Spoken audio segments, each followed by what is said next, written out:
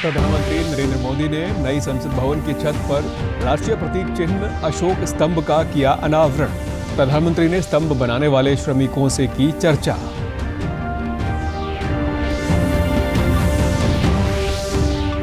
Delhi Gurugram expressway पर traffic के दबाव को कम करने के लिए बनाया जा रहा है द्वारका एक्सप्रेसवे। अगले साल बनकर होगा तैयार। दिल्ली एनसीआर में वायु प्रदूषण कम करने में मिलेगी मदद।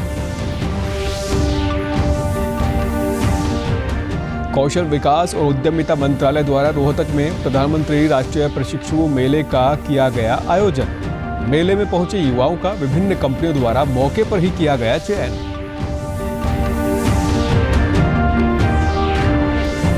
और भुवनेश्वर में आयोजित होने वाली नेशनल वोटर पोलो चैंपियनशिप के लिए प्रदेश से कई पुरुष और महिला प्रतिभागी रवाना। हरियाणा तैराकी संघ के अध्यक्ष व सांसद धर्मवीर सिंह ने अच्छे प्रदर्शन की उम्मीद जताई। नमस्कार, मैं सुरेंद्र कुमार। अब समाचार विस्तार से। प्रधानमंत्री नरेंद्र मोदी ने आज सुबह नए संसद भवन की छत पर बने राष्ट्रीय प्रतीक का अनावरण किया। उन्होंने नई संसद के काम में लगे श्रमिकों से भी बातचीत की।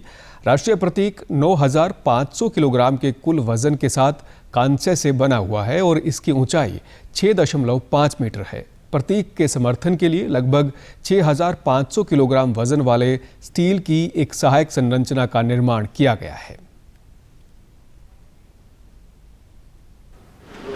अच्छा, आप लोगों को क्या लगता है, इमारत बना रहे हैं कि इतिहास बना रहे हैं? सबको मालूम है मंदिर बना रहे हैं। आपको पता है सबको?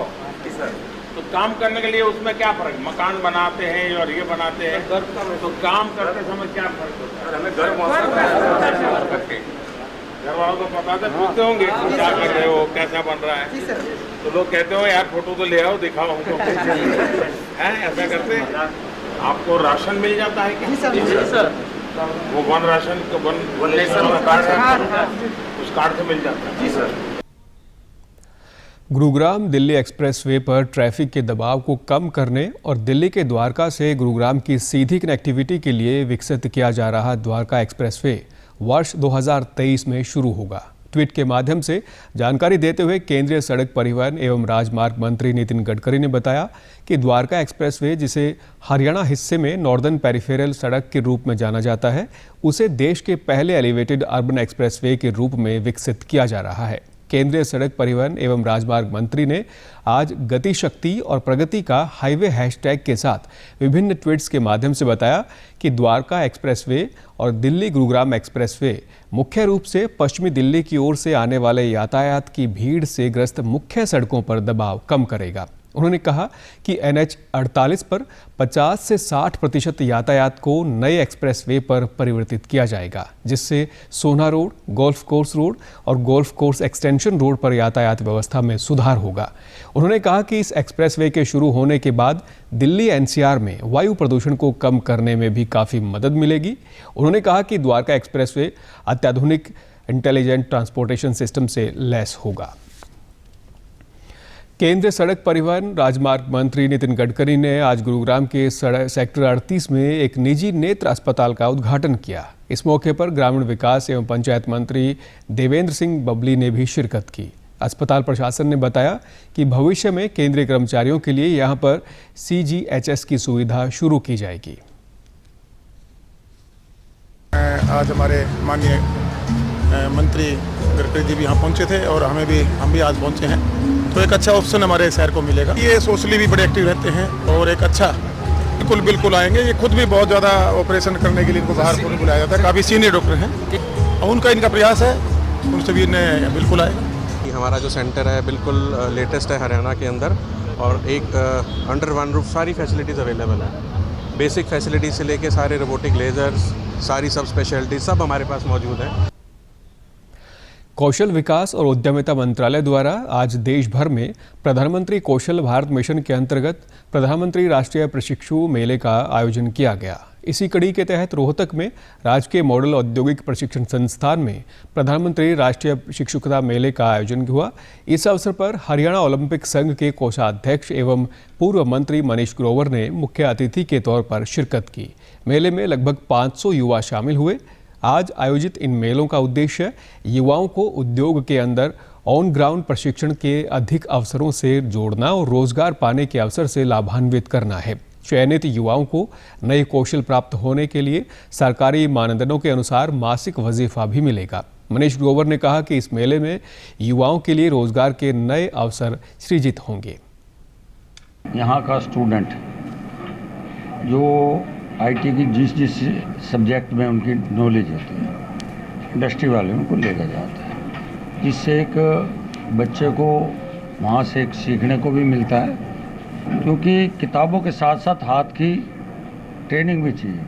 वर्कशॉप भी, चाबी कैसे पकड़ेंगे, कैसे चलाएंगे, कैसे मशीन को चलाएंगे। तो एक अच्छी योजना प्राइम मिनिस्टर ने चलाई और इसमें आज भी 400 के बच्चे करीब यहाँ आ जाए। राजकीय मॉडल औद्योगिक प्रशिक्षण संस्थान के प्राचार्य ने बताया कि विभिन्न कंपनियों ने मौके पर ही युवाओं को चयनित कर लिया। मेले में पहुंचे युवाओं और कंपनी के प्रतिनिधियों ने आयोजन की सराहना की। आज हमारा प्रधानमंत्री नेशनल अप्रेंटिसशिप जो फेयर मेला है, उसके तहत हमने जो फेयर के लिए अप्रेंटिस के बच्चों को रजिस्ट्रेशन करवाया, जिसमें हमारे अराउंड 1000 बच्चों ने रजिस्ट्रेशन करवाया।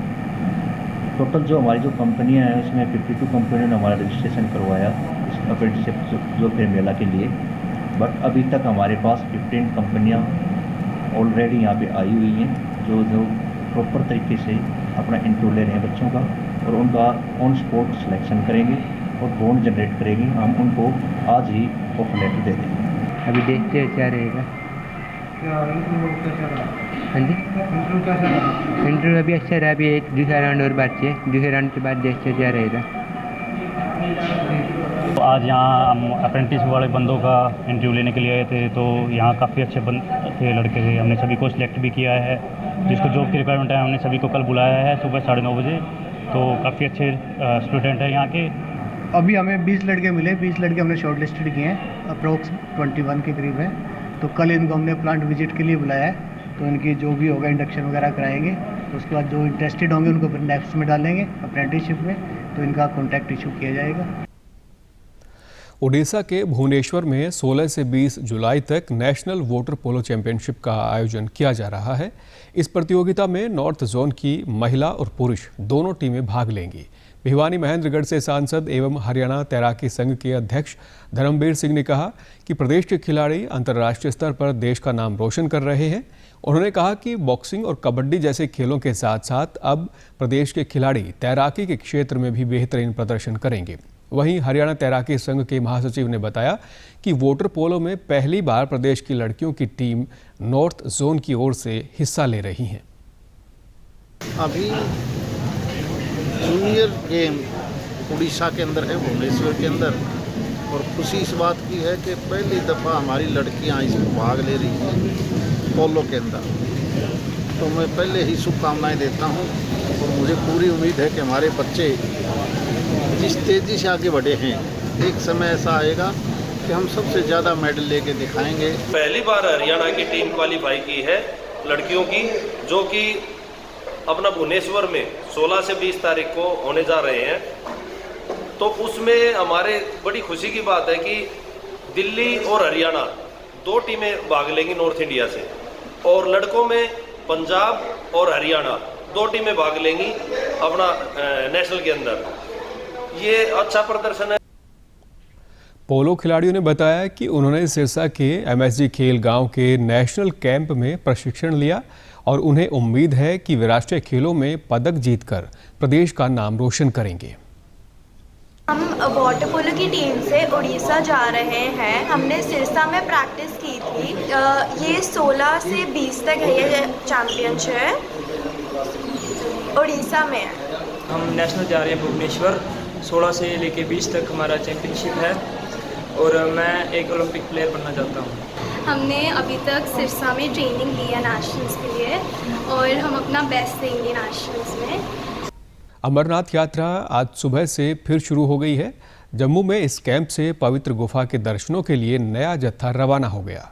अमरनाथ जी श्राइन बोर्ड के अनुसार यात्रा को आज से एक रूट पर शुरू किया जा रहा है, लेकिन हेलीकॉप्टर सेवा दोनों रूटों पर उपलब्ध रहेगी। शुक्रवार शाम अमरनाथ गुफा के पास बादल फटने के बाद यात्रा स्थगित कर दी गई थी। गुफा के सामने मलबा जमा होने से यात्रा मार्ग भी ध्वस्त हो गया था।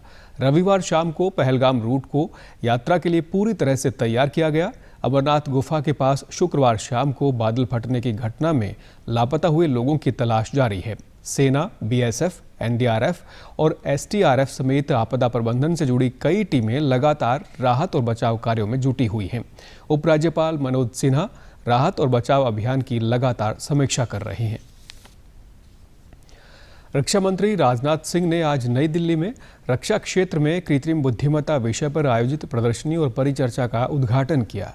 ये प्रदर्शनी रक्षा मंत्रालय के रक्षा उत्पादन विभाग द्वारा आयोजित की गई। इस अवसर पर रक्षा मंत्री राजनाथ सिंह ने 75 नवविकसित आर्टिफिशियल इंटेलिजेंस उत्पादों का शुभारंभ किया।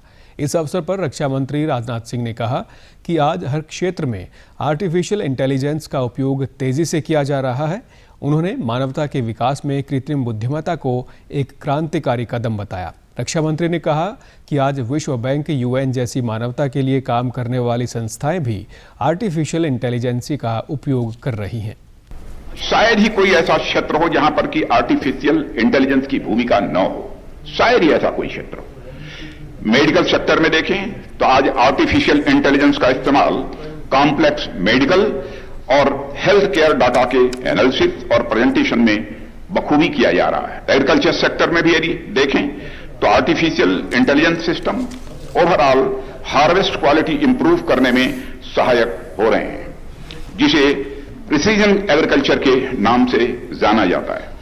आर्टिफिशियल इंटेलिजेंस टेक्नोलॉजी फार्म्स में, प्लांट्स में डिजीज, पेस्ट और पुअर न्यूट्रिशन डिटेक्ट करने में भी सहायक हो रही है।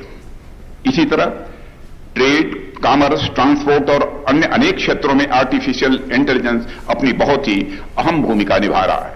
आज वर्ल्ड बैंक, यूनाइटेड नेशंस और विश्व के अनेक ऐसी संस्थाएं और संगठन ह्यूमैनिटेरियन डिजास्टर्स को टैकल करने, फेमिन आदि नेचुरल डिजास्टर्स का पूर्वानुमान करने और मास माइग्रेशन के कारकों का पता लगाने के लिए आर्टिफिशियल इंटेलिजेंस एप्लीकेशन के इस्तेमाल की ओर आगे बढ़ रहे हैं।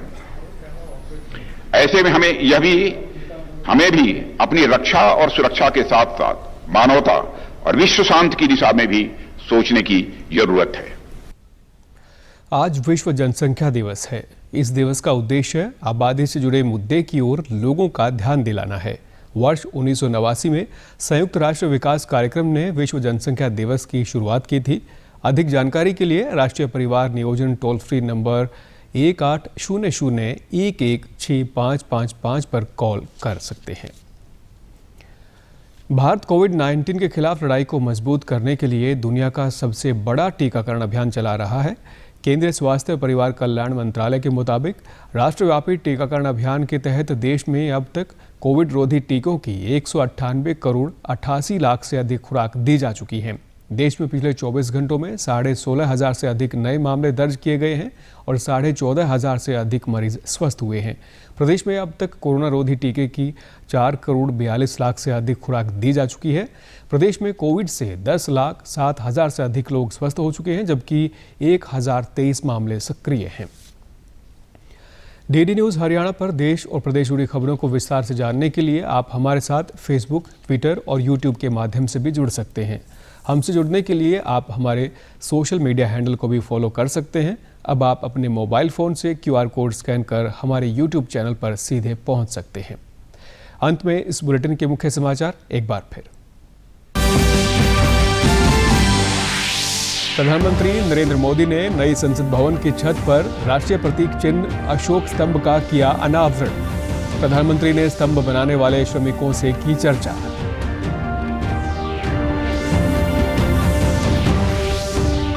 दिल्ली गुरुग्राम एक्सप्रेसवे पर ट्रैफिक के दबाव को कम करने के लिए बनाया जा रहा है द्वारका एक्सप्रेसवे।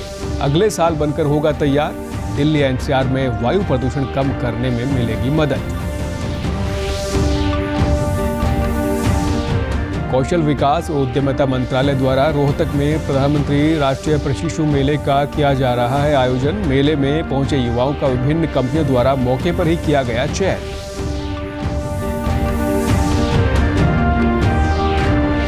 और भुवनेश्वर में आयोजित होने वाली नेशनल वाटर पोलो चैंपियनशिप के लिए प्रदेश से कई पुरुष और महिला प्रतिभागी रवाना।